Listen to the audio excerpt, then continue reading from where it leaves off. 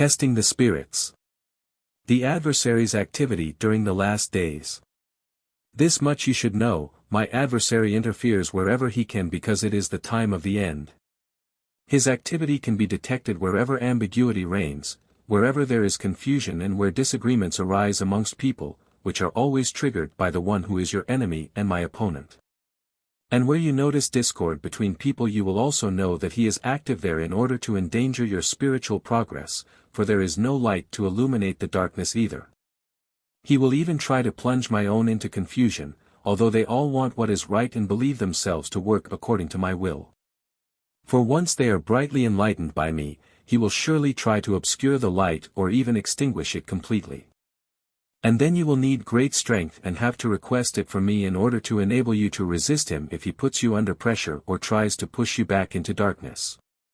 But everyone has power over him if it is his heartfelt desire to belong to me and through actions of love allows me to be present so that I myself can protect him from my adversary. You can recognize how he tries to assert himself by the fact that he chooses human vessels for himself to influence them accordingly and to misuse my name in order to credibly portray his disgraceful intentions as my working. And this will particularly distinctly manifest itself during the time of the end.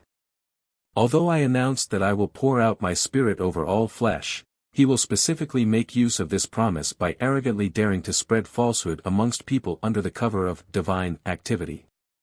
And people thoughtlessly accept everything, yet their heartfelt bond with me will always enable them to recognize whether it is mine or my adversary's work. For they will feel an inner objection to all that which is not the working of my Spirit.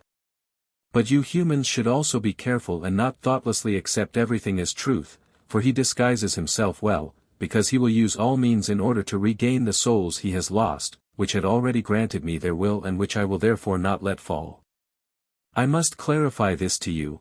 After all, you humans accept much as coming from me which, in fact, comes from my adversary, but I will always grant you enlightenment too and guide your thoughts correctly if you seriously want this. However, you must also always make an effort to recognize that which is right, since through your desire for the pure truth you also entitle me to impart it to you. I shall pour out my Spirit upon all flesh, and servants and handmaidens shall prophesy. This is the promise I gave you and therefore it must come true. And it will indeed come true. Nevertheless, you humans have to make the test yourselves.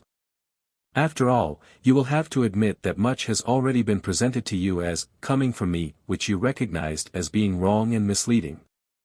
You will have to admit that the lying spirit has often been caught out and that these vessels nevertheless look upon themselves as my servants and handmaidens. Consider how many contradictions have been identified and how the pure truth was thereby endangered by them time and again. And if you want to accept everything that is offered to you especially during these last days as the outpouring of Spirit upon servants and handmaidens, your thinking would become very confused, and one could hardly speak of a light from above. You should examine everything seriously and appeal to my Spirit for it. And if you genuinely want to know the truth then you will truly recognize where my adversary is at work. For the fact that my adversary avails himself of my name is no guarantee that you receive the truth. He has great power at the end and uses cunning and trickery to fight against the pure truth. He wants to extinguish the light from above or obscure it and will always find a weakness in a person where he can slip in if the person has not yet entirely discarded the hereditary evil, if he still harbors a small spark of arrogance in his soul, if the person would still like to be important and present himself as a vessel for my Spirit which, however, he can only become when profound humility fills his heart. For I only bestow my grace upon the humble. And I work in seclusion, but people who are in contact with one of my chosen vessels recognize me in every word spoken by this person to his fellow human beings. I myself will place the words into the mouth of those who speak on behalf of me and my name and who serve me in the last days, whom I consider to be suitable to be of service to me as servants and handmaidens according to my will. Amen.